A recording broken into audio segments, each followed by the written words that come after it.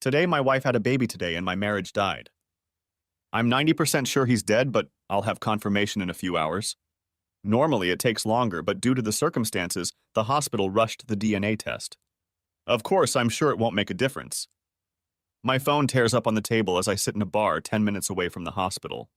I keep staring at the screen, even though I know the doctor won't be calling me for at least a few more hours. The calls I ignore are from my wife, kids, and in-laws. I'm sure they all want to know what the hell is going on. Indeed, so do I. The baby girl is absolutely beautiful, with blonde curls just like her mother. She was born weighing 7 pounds 12 ounces and 19 inches long, a perfect premature baby. Except, according to my wife, she was at least 6 weeks premature. Granted, I don't have a medical degree, but I'm not half-assed either. A baby born so early would not have looked so perfect in its development and coloring.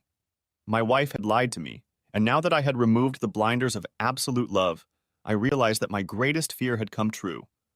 The child she had tried to pass off as mine was actually the offspring of my late best friend. The waitress leaves me a fifth Jack Daniels. At this rate, I'll spend $150 on a bottle that sells for $25. I just don't care. I slip back into my coma. The three amigos were a lifetime ago, literally, as far as Gary was concerned. Hey, Tracy and I have been inseparable since our families moved into the same neighborhood for 2 years when we were about 5 years old. Gary's family and I moved one summer, and Tracy's family moved the following spring. Gary and I had become friends by then, but Tracy fit in with us without a problem because she was a total tomboy at the time. She ran faster than me and was stronger than Gary, and there wasn't a sport or game we didn't play without her. When the other girls in the neighborhood were playing with dolls, Tracy would play kickball or stickball with Gary, me, and the other boys in the neighborhood, and not just her.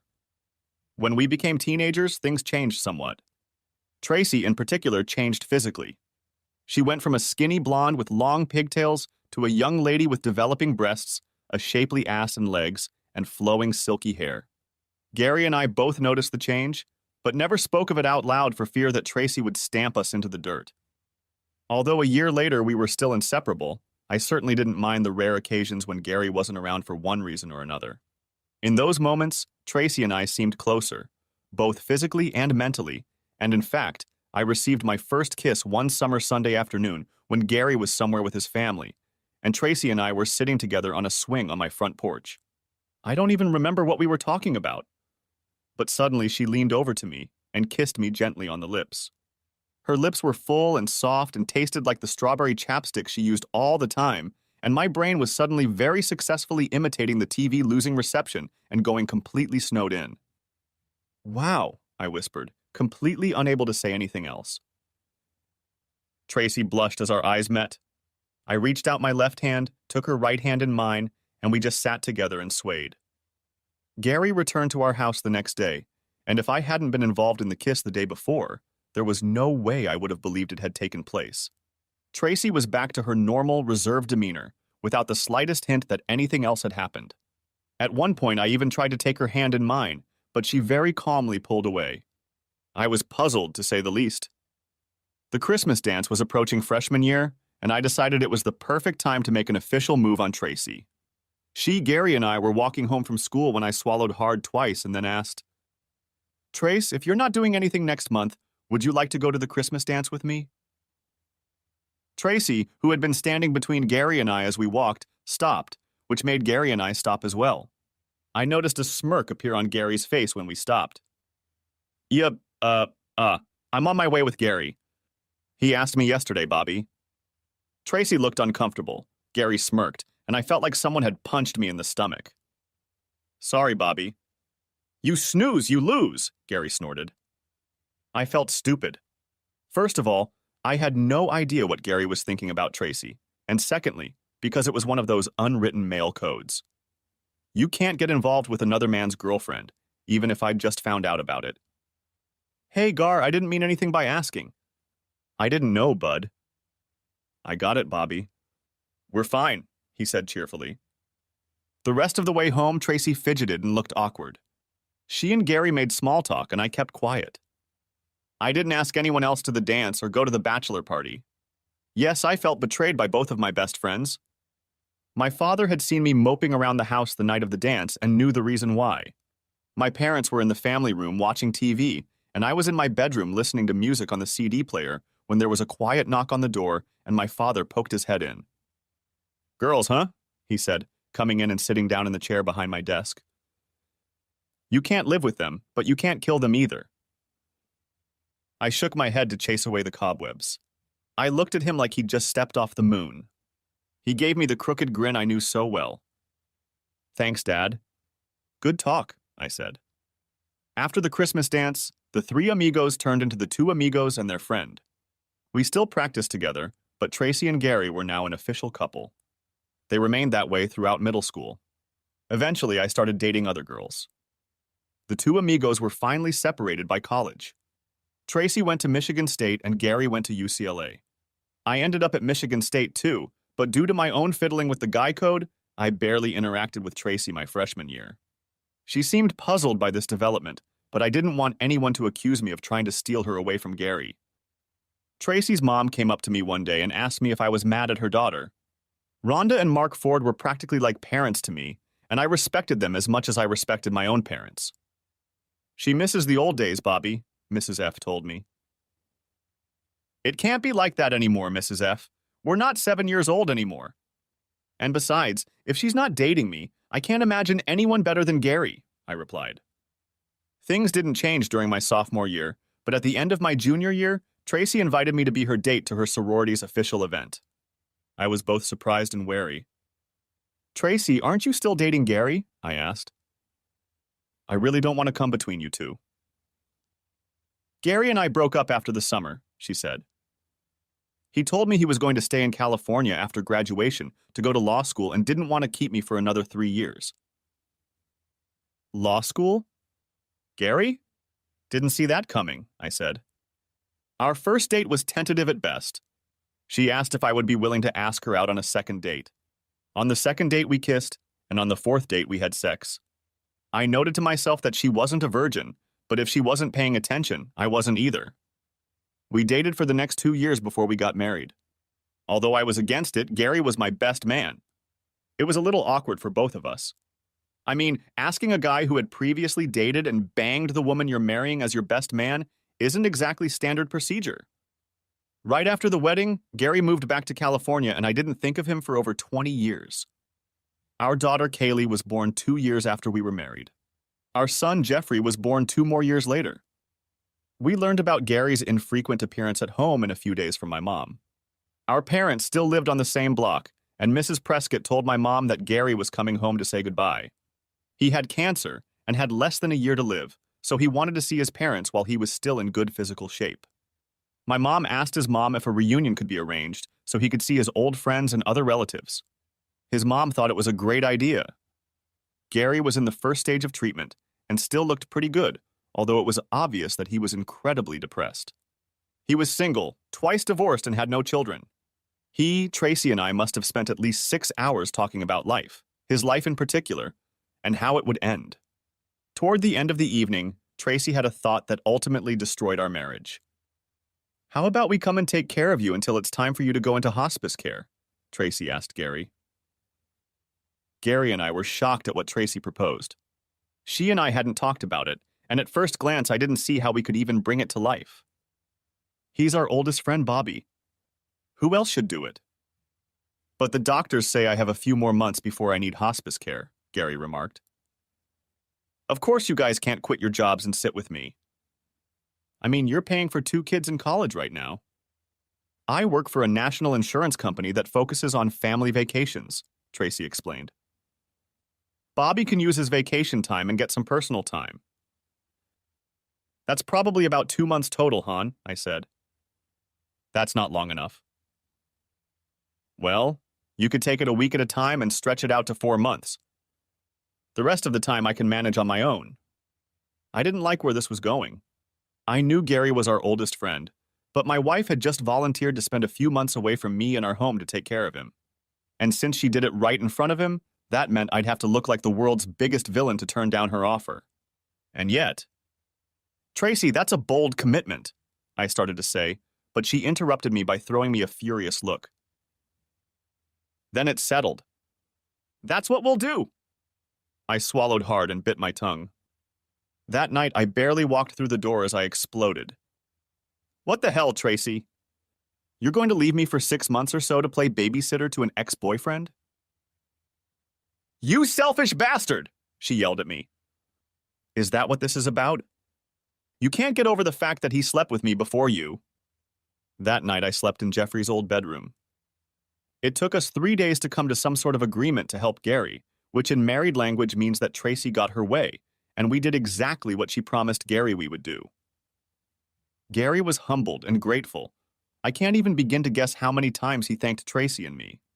I have to admit that after the first month, I felt like a bit of a selfish chump. I also have to admit that after the first month of working, taking care of the house, and helping Tracy take care of Gary, who had both good and bad days, I was very tired. Maybe it was because I was tired, but by the second month, I sensed that something was wrong between Tracy and me. I realized that she had to be tired from everything she did for Gary, sometimes even more than I thought was necessary, so I didn't spend too much time worrying about it. I was more concerned with the looks Tracy and Gary slyly exchanged a few times while I was around, as if they had their own special language. For the next 2 months, everything went smoothly. A few times I felt like I was imposing on their time together.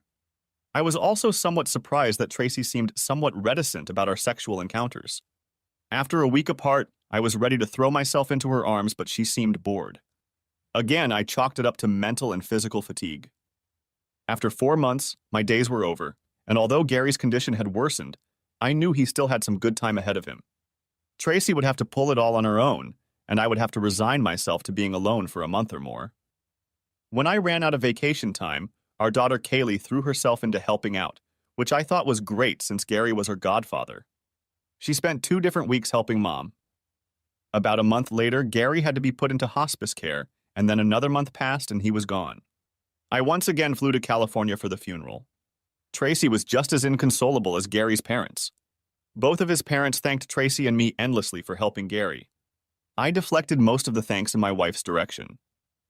For the first week after coming home, Tracy acted almost aloof with me, which I attributed to grief. Then it was as if a switch had been flipped, and for the next 3 weeks we made love every single day. I felt like a kid again.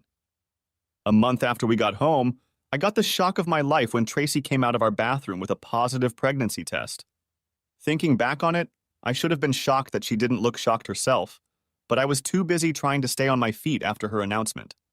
Tracy and I were both 45 years old, our kids were 22 and 20, and wait, wasn't she on the pill? Sorry, babe, but I forgot to bring the pill with me to California, and once I got used to taking it, I didn't bring it up again when I got home. You know, none of us believe in abortion. We can do it again, you and me. I heard myself agreeing with her somewhere inside my head. Holy shit, I'm gonna be a father again. For about a week, I walked around with a stupid grin on my face. It didn't hurt that, as with her previous pregnancies, Tracy's libido was at an all-time high, and we had sex every night, sometimes twice a night. It was almost too much to bear, almost. When my daughter came home for a long weekend, she and Tracy went maternity and baby shopping. We had long since thrown out and given away everything left over from our previous children. The girls came home cheerful and joking, and I must have carried a dozen bags out of the car. The girls quickly made dinner, and we all laughed as Tracy gave her random thoughts on the difference between what she buys today and what was available a couple decades ago. She also mentioned that she doesn't feel completely comfortable in the maternity clothes she buys because they were all made for women 10, 20 years younger than her, and made her feel a little out of place. Well, Mom, you can't help it if you're an effeminate woman and someone took it literally, Kaylee laughed. I saw Tracy frown quickly, mulling over her comment. It didn't escape me that Kaylee had said someone instead of daddy. It wasn't a casual comment, and my stomach rumbled. I remembered the discomfort I'd felt when I'd traveled to California to help Gary. I kept my thoughts to myself, but kept my ear to the ground for the rest of the weekend. I heard a few more comments that I knew had 2 meanings, and I wondered who my daughter was addressing, me or my wife. One day, when Tracy wasn't in the room, I subtly tried to find out by asking Kaylee how she felt about being a sister again after all these years. I knew she was straining to think of how to answer me. Her eyes looked anywhere but at me for about 30 seconds, then a giggle escaped her lips, which she managed to cover with a fake cough. I think it's great that Mom is such a sexy woman and you're such a stud. She looked uncomfortable and found a reason to leave the room quickly. I took 2 more Rolaids from the pack I'd started carrying around for the last week. Tracy was getting bigger and, in my opinion, prettier each week, even though I continued to feel anxious. I just couldn't figure out what was wrong, or maybe I just didn't want to figure out what was wrong. A few months later, I was in the office when I got an unexpected call from Tracy, who had taken an unpaid leave of absence, returning to work after only 3 months. "Hey, Dad, how about we give the girl a ride to the hospital today?" she asked in a sultry voice. Since, as far as I knew, Tracy was 6 or 6.5 months pregnant, and the tone of her voice was incredibly sexy, I had no idea what she was asking me. "Why in the hospital, Han?" "Is something wrong?" I asked with more than a little concern in my voice. "Well, baby, my water broke and I'm just too lazy to go to the hospital," she purred. "Oh, shit!" was all I could reply. I grabbed my car keys, ran into my boss's office to tell him my news, and ran out to my car. I lived 15 minutes away from the office, but that day I made the 12-minute drive. I kept thinking that Tracy was being awfully careless, considering she was only 6.5 months old. I knew that premature birth was not the best thing for a baby's health. I couldn't believe how calm Tracy was when I got home, but I guess having 2 more children had given her confidence. I was even more nervous than I had been with the first 2 babies. 10 hours later, I was the father of a beautiful, perfect second daughter, except it wasn't. The longing in my stomach couldn't even explain how bad I suddenly felt. After the nurse took the baby to wash her, she started to hand her to me, but I instinctively pulled back, much to the nurse's shock. "It's a full-blown baby, isn't it, Doc?" I asked in almost a whisper. He looked at me, then at Tracy, who was still being cleaned by another nurse. They exchanged meaningful glances, then I saw Tracy shake her head almost imperceptibly. "I'm sorry, Mr. Marsley, but I don't have permission to discuss the child's health with you. You are not on the confidentiality list." "It's a high payo requirement," he replied. I'm not proud of myself, but at that moment I lost my head. "Screw HIPAA!" I shouted, while he and all the nurses in the delivery room jumped back. If it's my baby, I have every right to ask about her health. And if she's not mine and you know it, you can't legally put my name on the birth certificate without my permission. And you certainly don't have it. Now give me a goddamn DNA test. It was deathly quiet as I turned on my heel and walked out of the delivery room, shedding my maternity clothes as I went. As I left the hospital, I caught a glimpse of my parents and Tracy's parents in the delivery room. I lingered at the bar for my 6th and 7th drinks and ate a hamburger. By this point, I had gotten calls from just about everyone who had been someone in my life, except for the doctor with the DNA results. I guessed that Tracy didn't want to waste anyone's time, because by this point it was all settled. Ah, damn it. I guess 7 shots of Jack and a ton of stress is more important than your wife having someone else's baby, because I slept like a murderer that night. My voicemail and message boxes were completely full. Assuming nothing happened after I left, I should have brought Tracy and the baby home today. I showered and headed to the hospital, feeling like someone was beating the shit out of my head and stomach from the inside out. Tracy was breastfeeding the baby when I got to her room. I walked in and without further ado, lowered myself into the chair by her bed. The baby was napping, so Tracy unhooked her and put her in the cradle by the bed. "I don't even know where to begin, Bobby," Tracy said quietly, as her eyes began to fill with tears. This wasn't supposed to happen. I went there to help him and be his friend. Honestly. But then he had a few bad days in a row, and at one point he cried in my arms. And then we ended up in bed and everything was fine, just like it used to be. And once it happened once. It was so easy to go on, except when you came down to help. Then you and I slept together again, and it was awkward, and I felt guilty, but I didn't know how to stop. Or maybe I didn't want it to stop. We slept together for 4 months, the last 2 without a break since you weren't around. But honestly, you and I made love even when I wasn't on the pill, and you could have gotten me pregnant just as easily. Only it didn't happen. As she told me her story, she kept her eyes on the baby. I absorbed her slowly until... "Wait, you had sex with Gary while Kaylee was visiting?" I asked in a daze. Tracy blushed crimson, and it took all my stamina not to strangle her. "She knew and never said a word to me," exclaimed I in utter disappointment. "Say you at least threatened her or bribed her in some way." "That can't be!" "Jeffrey knew too?" And our parents? Does the whole world know I'm a goddamn cuckold? Tracy's eyes widened and tears slowly rolled from her eyes. I know my daughter, Bobby. I just knew she would understand, so we never tried to hide it from her. Yeah, I asked her not to tell anyone. I told her it was on my conscience, Tracy said. No, Jeffrey didn't know and still doesn't know. No one knows but you, me, and Kaylee. I want to keep it that way too, so we can do what we need to do for Bobby Geraldine. I know she's not technically yours, but she is now, and we need to be as much parents to her as we are to Kaylee and Jeffrey. We are her parents. End of story. End of story. We're doing this for her and in honor of our best friend. Best friend? I asked. I clearly wasn't his best friend, or he wouldn't have been able to sleep with my wife. You can't do that to a best friend. He was dying, Bobby. It's not like he and I never had sex. Yes, but you didn't have sex with him while you were married to me unless you're telling me something else. Her blue eyes were almost glowing with anger. No! Bobby Geraldine? Really? Is that supposed to soften me up? What's her last name? Bobby Geraldine Martin. That's my last name too, remember? But her birth certificate lists her as Gary's daughter, though no one but you and me should see that document if you still intend not to be listed as her father. Oh yeah, I wheezed. Why, Bobby? He was our best friend. He's gone now. I gave him comfort and love in his last days. Is that such a bad thing? You speak of it so sympathetically. But you were a married woman. You crossed the line in your compassion. You never asked me before you broke your vows, violated our trust, and disrespected me. Yes, I realize this is your body and you don't belong to me. But we took a vow of loyalty before God and our families.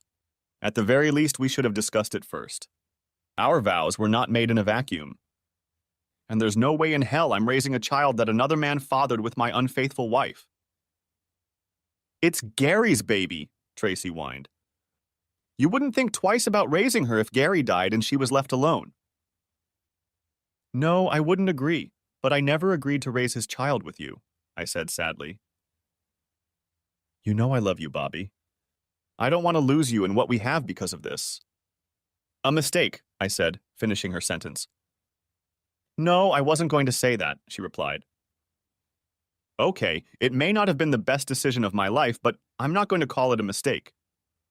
The mistake was that we didn't talk about it first, and that's my fault. We didn't talk about it at first because you knew I would never agree to you sleeping with Gary, let alone having a baby with him, I growled. And if it wasn't for the fact that you got knocked up, you probably never would have told me about the sex. Despite what you say it started, you made a willful decision to keep doing it, and you even did it in front of our daughter. I know how to spell the word humiliation, and it's Bobby. Thank you so much. Kaylee and Jeffrey came home from college the following weekend to see their new sibling. I was chilly at best when my daughter walked into the house and she looked guilty. That night, Kaylee and I cooked dinner together after she and Jeffrey talked about the baby for about an hour. She didn't look at me directly once the entire time we maneuvered through the kitchen, and it was pretty quiet.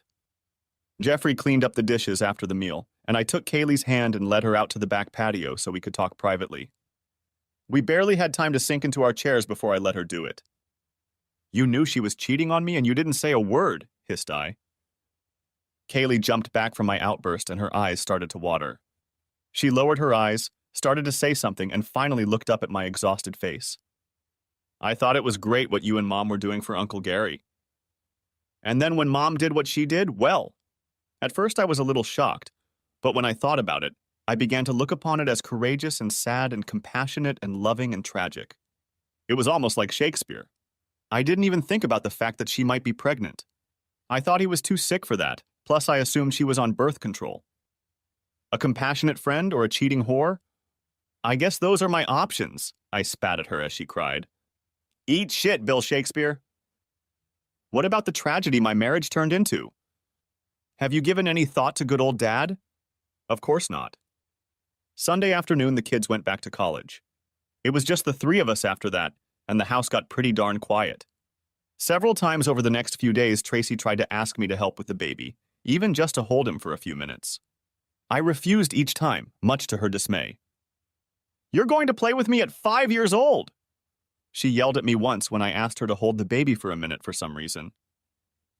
Grow the hell up. Put your big boy pants on. In all the years we'd been together, Tracy had probably never dropped the F word on me more than a few times. I knew she was angry, but that wasn't my problem. I looked at her like a zombie and silently walked out of the room. Work was my solace. I could be away from home for 40 hours a week. When I was home, I was often alone. I had a lot of decisions to make. I knew I shouldn't punish the child, that she wasn't guilty of anything, but at the same time, she wasn't my concern. She was Tracy's concern. Eventually, I came to the conclusion that divorce was my only option. I couldn't accept Tracy's betrayal and disrespect, and every time I looked at the baby, all I saw in my mind was Tracy and Gary having sex. When I got home, I found Tracy sitting at the kitchen table with a cup of coffee and the contents of a large envelope spread out in front of her. She was sniffling and crying. I guess I'll order something to go. Pepperoni pizza and breadsticks, okay? I said quietly as I entered the room. Is that what you care about, dinner? She spat out, and there was venom in her tone. You don't love me anymore? I sighed heavily, grabbed a cup of coffee, and sat down at the table. Not as much as a few weeks ago, I replied. You don't or can't see that you blew it when you spread your legs for our best friend. If I were you, I'd get myself a lawyer and tell Gary's parents they have a granddaughter. I'm sure they'd be thrilled. You know I don't want a divorce. I love you. I want you to calm down and think about it. Will you be better off alone? I doubt it. Think about it, honey. That's all I'm thinking about. This isn't about me. It's about you breaking our vows, and ripped my heart out, I said. But if you love me, isn't there forgiveness in your heart? We can get through this. We have to be together, Bobby, and you know it. I thought I knew that. But this isn't a case where you can just say I'm sorry, and everything will magically get better. 24 years wasted. My first call was to my son. I laid out the nature of Tracy's actions and that the baby was Gary's child. He listened in silence. Then I heard a whispered, "Shit!" I told him I had filed for divorce. I hope so, Dad. This is absolute shit. What was Mom thinking? He tried to comfort me. I could see that he was very angry with his mother. I tried to reassure him by reminding him that despite what Tracy had done to me, I knew she still loved him as much as she did. He asked what I was going to do with the baby. Absolutely nothing. Neither financially nor emotionally do I have to support him or worry about him. I know financially everything will be fine, I replied. Help look after your sister. Half-sister, Dad, half-sister. I didn't say anything to my parents until the day Tracy was sued. My father was angry at both of us, at Tracy for her betrayal and at me for agreeing to leave Tracy alone with Gary for any length of time. You knew they had a thing for each other years ago. I can't believe you were that naive, even though you trusted her completely. Come on, boy, you know you can't trust any man when it comes to your woman. I had to admit that he was right. I should have fought harder to keep Tracy from being alone with Gary. At least that was on my conscience. Mom saw things very differently than Dad did. In her opinion, I was wrong to leave Tracy and not try to make up. Everyone makes mistakes, she said quietly to me as Dad sat back and frowned. Mom, a mistake would be if she slept with him once. Sleeping with him for 4 months was a conscious decision. It can hardly be called a mistake. And sleeping with him without birth control is unfathomable, I said. And yet, Bobby, you know you still love her, and she's going to need help raising the baby. That's your job, Robert. By the way, I'll still consider this child my third grandchild. Aside from her voice, the fact that Mom had called me by my legal name told me she was on Tracy's side. Dad looked at the ceiling, then back at me. He knew he was going to have to experience hell from her later. I didn't bother calling Kaylee. I figured she was probably Tracy's first call after being served. My thought was confirmed when an irritated Kaylee called me later that day. Uncle Gary's dead, Dad. Forget about the sex. She can't take it all back now. Move forward. You and Mom still love each other, and now there's a baby too. Be a man for Mom and Bobby G, she practically commanded. Wise advice from someone who didn't see fit to tell her own father about her mother cheating with another man. Somehow I don't have to worry about what you think anymore, I replied. I later learned that Gary's parents were shocked and overjoyed to learn that they had a grandchild. They were upset that Tracy had planned to keep the news a secret, but told her they understood her reasoning. A day later, they called me to beg me to stay with Tracy and raise Gary's daughter. They knew that we had been very close for many years and felt that I was the best person to be the father of Gary's daughter. Thanks for the confidence and compliment, but I'm not that kind of person. I have to admit that I'm so angry at Gary and Tracy that I can't keep my eyes open. I could practically feel Gary's parents squawk as the line went quiet. I was uncomfortable, but not that uncomfortable. I was being honest. Of course, my relatives called too. They too begged me to stay with Tracy. They recognized that what she had done was horrible and stupid, but they were sure that she still loved me and wanted to raise her child with me. I thanked them for their concern, but told them I didn't know if I could ever get past the horrible and stupid part. Of course, Tracy fought for the divorce. She and her attorney managed to get 12 joint counseling sessions scheduled. I knew I had no choice, but I wasn't going to be a limp rag during the sessions. Jocelyn McAdams' PhD looked very prim and professional when I entered her office.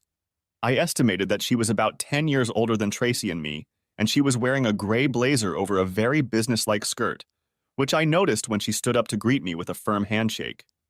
Tracy was already sitting in the chair to my right in front of the large desk. She asked Tracy to tell her side of the story first, and since I knew her, I guess I went off into my own little world. I'm sure Tracy emphasized compassion and downplayed the cheating. Anyway, in the next instant, Doc brought me out of my reverie. I had assumed, erroneously as it turned out, that I had my side of the story to tell. Mr. Martin, it seems to me that you are the one with the power. You can save your marriage and your family if you act like an elder, put your ego aside, and try to get back to where you and Tracy were. Wow, I didn't expect that from someone who was supposed to be a professional. Almost everyone had the same attitude. I had to accept what had happened. Was I really in an alternate universe? Wait a second, Doc. I started before she interrupted me. Doctor? Or Dr. McAdams, please. We're going to take a professional approach here. I don't want either of you to treat me as a personal friend or ally. Is that your main thing, Dr. McAdams? Is that your main thing? I think you've already picked a side without even hearing my story. I stood up, turned around, and walked out. On the way home, I called the lawyer and told him that he needed to find a neutral counselor, or I would not attend any further sessions. The second counselor at least listened to my story after accepting Tracy's story, but I knew I was still adrift. You admitted that you still love your wife, Mr. Martin. Your wife still loves you very much, and now you have a child. What do you need to do to rebuild your family? Dr. Lauren Avent asked. First of all, we've never been a family. This is not my child. I'm not raising someone else's child, I said. So this is about your ego, then? Said Dr. Avent with a more than smug expression on her thin face. I can't win with you guys, can I? I asked with more than a little disgust in my voice. Why is this even about me? Let me paint a picture for you in words, and I'll speak slowly so you can catch it all. I'm not the one who cheated on my spouse and broke my vows by having sex with another man, and I'm not the one who gave birth to another man's child. You need to ask her why she made the choices she did, and what she thinks she can do to overcome those bad choices, if anything. I glanced in Tracy's direction and saw that she was frowning. I could see the counselor struggling to keep a blank face. Like the old Monty Python joke, no one expects the Spanish Inquisition, and I didn't expect it. Mr. Martin, if you divorce your wife and in the future marry another woman who already has children, wouldn't you essentially be raising another man's child? Asked Dr. Avent. Well, I think you get my point, Doc. But in Tracy's case, the baby was conceived while she was married to me, which I think is a pretty big difference, don't you? She gave me a slight nod, but apparently wasn't done yet. But since the man died before the baby was born, don't we disagree? Aren't you being petty in this matter now? Said Dr. Avent. Shallow? Petty is when you know what you did was wrong, but you decide to lie by keeping it quiet. She didn't admit anything to me until I caught her. She started to continue, but I was already done. Look, Doc, this is ridiculous. Yes, I still love her. You can't undo that right away, but how can she say she loves me when she cheated on me, got me pregnant, and tried to pass the baby off as mine? She may love me a little, but if she loved me as much as she says she does, it wouldn't have happened. It wasn't a one-and-done thing, Doc. She and her lover had repeated intercourse. She's telling everyone now that it was purely out of compassion. He was a close friend and he was dying. Well, if it was so compassionate, why didn't she come to me, her husband, and discuss the decision with me? Because she knew the answer. I would say no, and she knew it. I realize it's her body, and she probably thinks she can do whatever she wants with it. But as soon as we said our vows, she gave up her right to unilaterally give her body to another man, at least without discussing it, and or without letting me know how I should proceed if I ever wanted to give my body to another woman, for whatever reason. Once we made our vows to each other, we no longer operate in a vacuum. It's simple, Doc. Doc sat with the look of a comatose man, only with her eyes open. She tapped her finger on the clipboard for a few seconds. So do you have enough love left to at least try to be a husband and father? You say you still have love left for your wife. The biological father of the child is dead. There's no reason to make her a victim, Dr. Avent said. Step forward? Nice wording, Doc. Attack my manhood. Try guilt. My wife and our best friend deliberately ripped my heart out, Doc. If he were alive right now, I'd punch him in the face. My love for her grows weaker by the minute. A child? Unfortunate, but not my problem. Translation: no chance of saving this marriage. We had our second session with the counselor. I said nothing but hello and goodbye. Tracy whimpered, stiffened, and cried. I can see you're not going to budge and even consider it, Mr. Martin. I'll tell the judge we're done. Thanks, Doc. The divorce was finalized 6 months later, just in time for Christmas. We lived in a no-fault divorce state, so we split everything equally, except that Tracy paid me for my half of the house, which was fine with me since she had a child to raise. Gary had left us most of his property when he died, so Tracy had the money for the house. She also got several years of child support since I was earning more than she was. Although my son was still in my corner, so to speak, I knew he wanted to spend Christmas with as many relatives as possible, which meant his mother, sister, and younger half-sister. I told him I was okay with that, and we would celebrate New Year's Eve together. 2 days before Christmas, I stopped by my former home to drop off presents for everyone, including my ex-wife and her baby. It wasn't much for Tracy and the baby, but I didn't want to look petty in front of my kids. Tracy was surprised to see me at first when she opened the door, holding Bobby Geraldine. She looked at my 2 bags of presents in surprise and hesitantly let me into the house. She led me into the living room where there was a Christmas tree, and everything was decorated just like we always did. The only difference was that I didn't do the setting up and decorating like I usually did. Tracy saw the look on my face as I looked over the jewelry and held back a tear. How about some eggnog, Bobby, and then I'll put the bags under the Christmas tree. Could you hold the baby for a minute? I wanted to be rude, I really did, but I just couldn't. I hesitantly reached out my hands and took the baby, her baby with Gary's. I held back the bile that started to rise from my stomach as she went for the eggnog. I stood like that, holding the baby straight away from my body like she was some kind of explosive device. For about 30 seconds, then cradled her in my right arm like I used to do with my kids long ago and sat down in the chair. Tracy came in with 2 glasses of eggnog, one for each of us, and sat down in the second chair in the room, smiling at me when she saw the baby cradled in my arm. That brings back a lot of memories, Bobby. You were always so kind to children when they were little, she said softly. It's not every man's gift to know how to handle babies and toddlers. I smiled shyly. The baby was beautiful, echoing her beautiful mother in many ways, but I could never feel comfortable with her given the circumstances. If one does not forget, can one ever forgive? I don't think so, although I know many people, especially in my family, disagree with me. We chatted for a while, and then Tracy picked up 2 bags of presents and started putting them under the tree. When she got to the first bag with Bobby Geraldine's name on it, she stopped and had a funny look on her face. You didn't have to turn it on, Bobby, Tracy said, as a tear rolled down her face. Christmas is for kids of all ages, baby. I couldn't leave out your little one. I looked at the little girl in my hand. Under the right circumstances, she could be mine. I felt a lump in my throat. Damn it. I couldn't hate the baby, even though I hated what her mother had done. I was sure Tracy hadn't accidentally held the baby out to me. Tracy gasped again when she found the first package with her name on it. Oh, Bobby. Really? You shouldn't have. I really didn't expect anything? I didn't get you anything. I'm sorry. Don't worry about a thing, Tracy. I just want you to have a great Christmas. You could come in person. You'd be welcome. We'll have more than enough food. I know the kids will love it too, she said. Not this time, Trace. Maybe a year from now. It's too soon, too raw for my mind and heart. Tracy lowered her eyes. I wasn't trying to be cruel.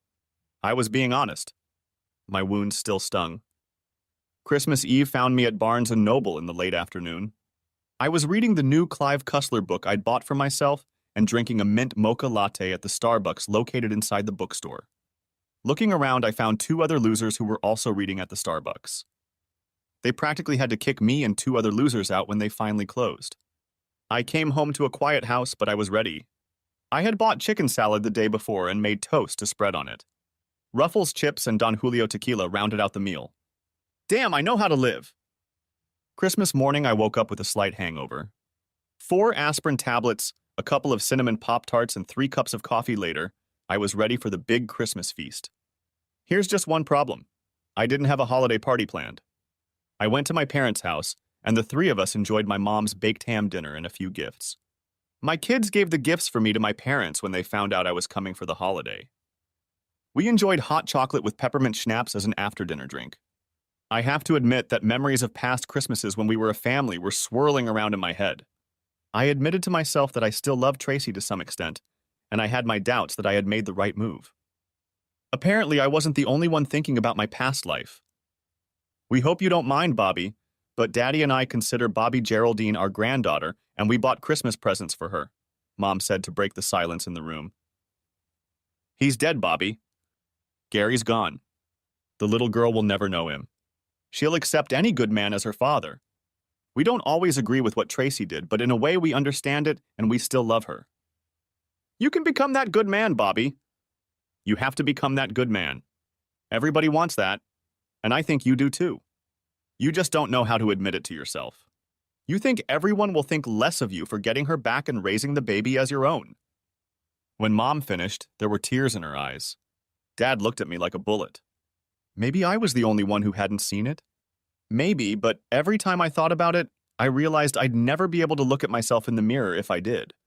She cheated on me for months, tried to cheat on me, and had a child with another man. Her saying that sleeping with Gary was compassionate seemed hollow to me. A year later, very little had changed in my life. I went to work and came home alone. I didn't go on dates, and my number of friends had greatly decreased. Truth be told, I never had many friends. Tracy had a lot of friends, and so did we as a couple, but both had mostly left me after the divorce. I wasn't surprised that her friends left me, but I was surprised that almost all of our friends left. At least I was surprised until one of those former friends explained the situation to me. Apparently, Tracy had been telling everyone that I had left her after the baby was born, without mentioning that the baby wasn't mine. I was sitting at a nearby bar, alone, of course, when Carl and Susie Dimmick walked in and took a table. Carl and Susie were one of those couples I thought of as our friends. But when I approached their table to say hello, I received a very cool reception. Susie was openly mocking me and Carl was hardly polite. Considering I hadn't done anything to offend them, I was infuriated by this poor reception and wasn't about to leave quietly. What the hell did I do to you two? I growled. Not for us, but for Tracy, Susie hissed. How could you just walk away from the sweetest woman in the world because she had a late baby? You suck, you know that? Is that what this is about? Said I, almost in shock. How about we listen to the whole story and then decide for ourselves? They both motioned for me to sit down, but I was too flustered and just stood in front of their table. I leaned closer because I didn't want to yell. I can only assume that no one told you that the late baby you're talking about is not my baby, you bastards. She lived with her ex-boyfriend, got knocked up by him, and it's her baby. He died of cancer a month after she got pregnant, and she tried to trick me into thinking it was my baby. 24 years of marriage, and that's the kind of respect and devotion I get. So no, I didn't leave her. She left me. To hell with her, to hell with both of you, and to hell with the horse you came on. I left 2 stunned former friends at the table. My second Christmas as a divorced guy started out just like the first. This year's Losers Club on Christmas Eve at Barnes & Noble consisted of 4 people, me, another guy, and 2 women. I looked over my book and sized up the women.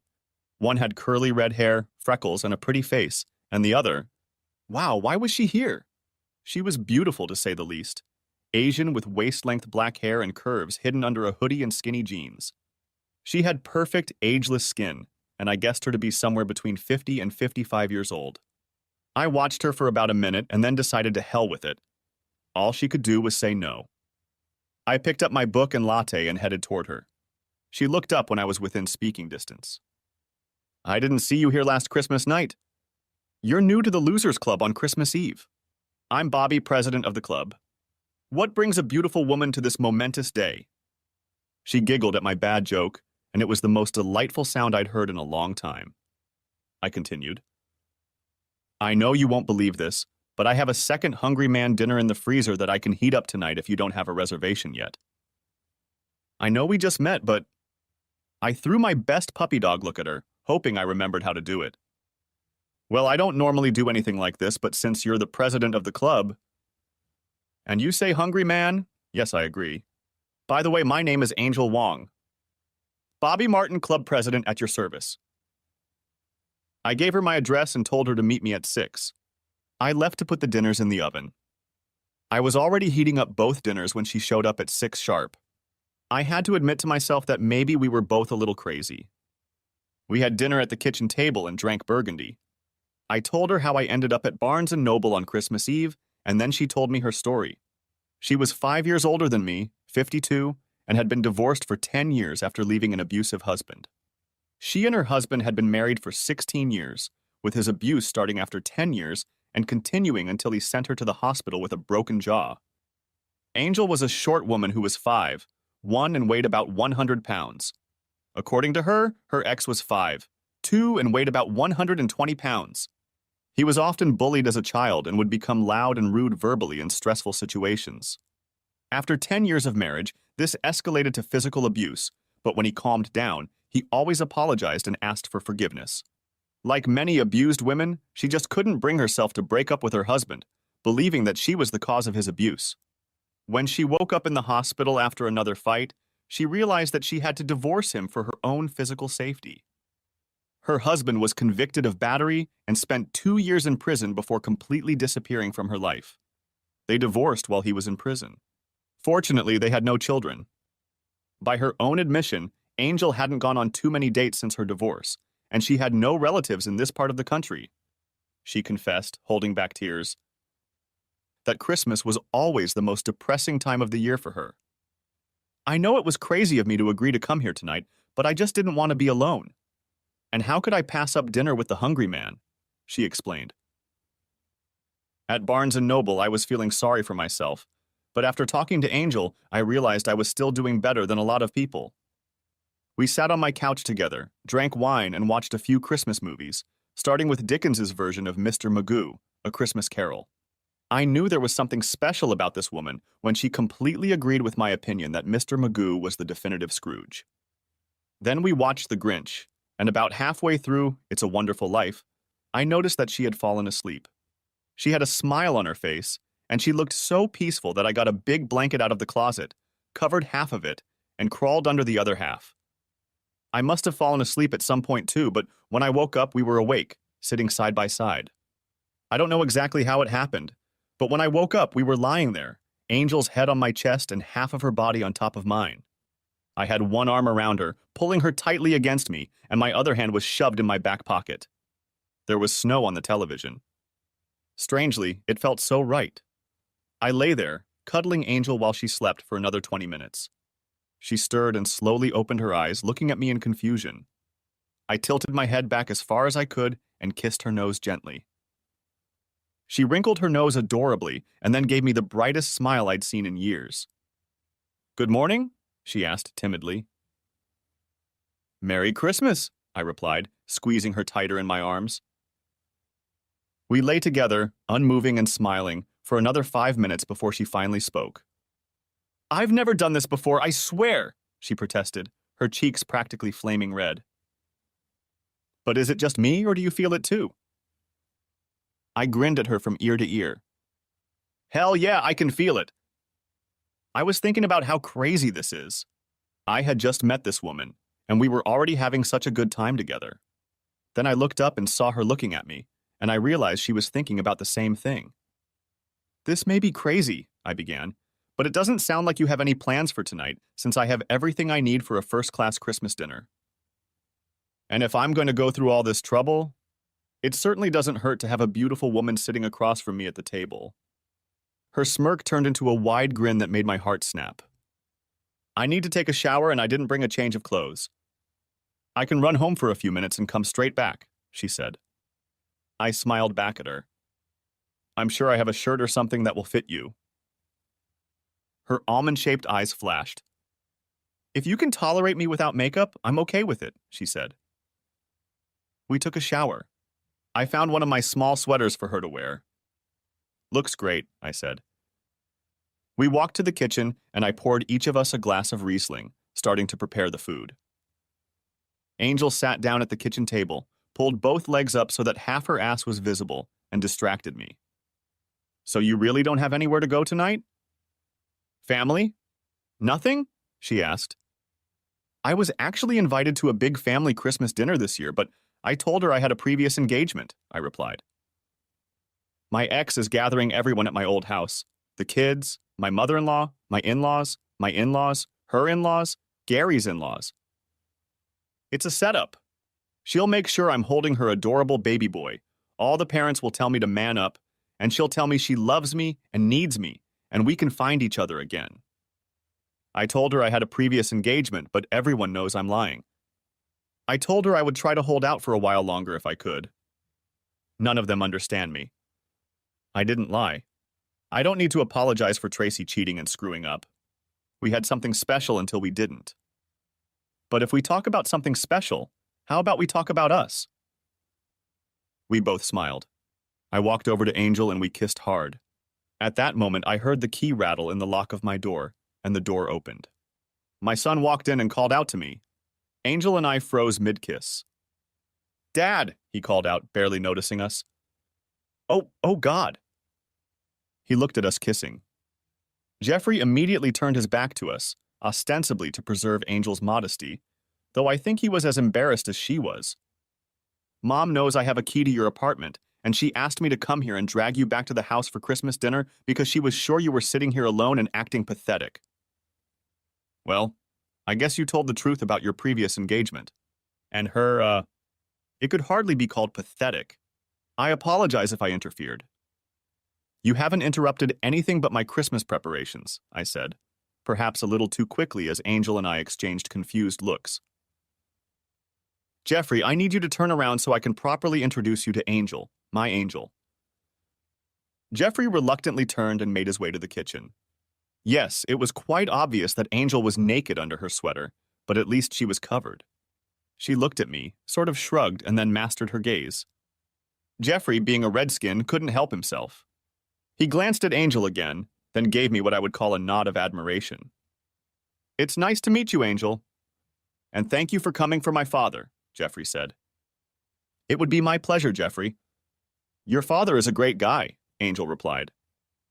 Yeah, looks like someone in our family forgot about it for a while, he said. Did everyone like the presents I brought? I asked, changing the subject. How did Bobby G like her presents? You still have talent, Dad. Everybody likes their stuff. The kid likes the stuff you bought. You wouldn't believe how many things she got under the tree when all three grandparents were there. Okay, I replied. Jeffrey said he had to go. He nodded to Angel and I hugged him tightly. New Year's Eve? I asked. I promise Angel will be wearing more clothes. Oh, yes, he replied, blushing thickly. After Jeffrey left, Angel cast a hard look at me. That wasn't too awkward, was it? She asked.